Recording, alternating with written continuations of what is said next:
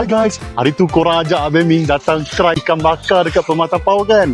Hari ni Abang Ming sampai. Ni saji selera keluarga Jamal. Yang best kat sini, nasi lauk ikan bakar ala-ala selera kampung. Tak payah cakap banyak, korang tengok sendiri.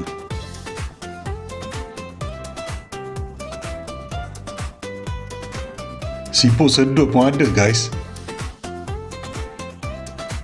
Ayam bakar dengan telur goreng confirm Abang Ming ambil. Tengok ikan bakar talapia dia. Lembut gila. Makan dengan air asam. Tunggu apa lagi? Jom kita makan.